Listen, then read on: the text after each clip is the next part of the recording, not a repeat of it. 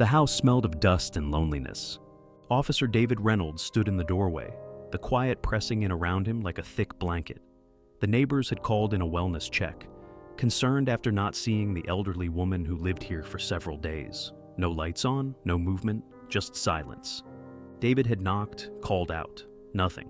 Now, as he stepped inside, his boots creaked against the worn wooden floors, the air heavy with stale perfume and the faint scent of something rotting.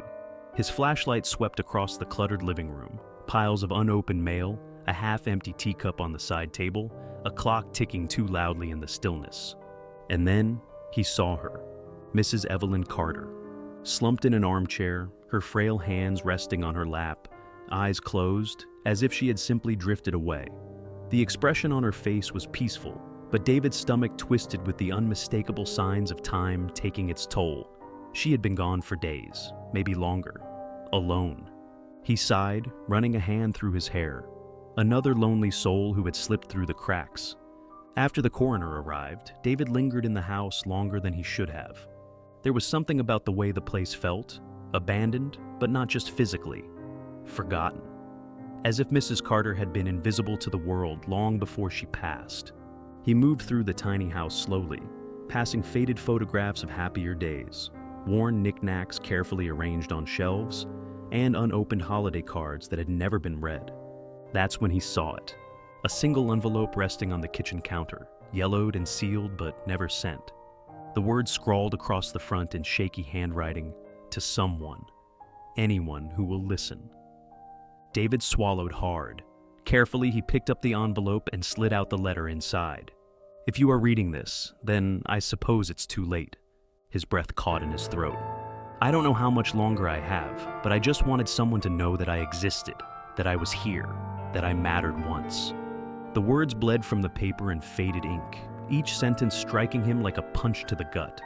"I used to be someone. I had friends, a husband, a life. But people leave, people forget. And soon, I think I'll be forgotten too." David gripped the letter tighter, his eyes burning. If only someone would have listened. Maybe I wouldn't feel so alone. The drive back to the station felt heavier than usual. The letter sat on the passenger seat, taunting him with its weight. David thought about his own life, the calls he had taken, the endless stream of emergencies, the times he had knocked on doors and left without a second thought.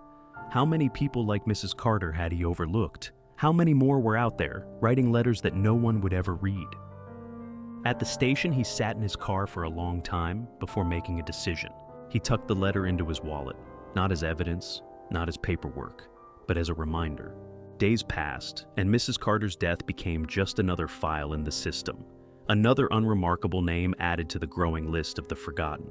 But for David, it wasn't that easy. On his next shift, he found himself noticing the people he once ignored. The old man sitting alone in the diner, the woman who lingered too long at the grocery store, the trembling voice on the other end of a non-emergency call.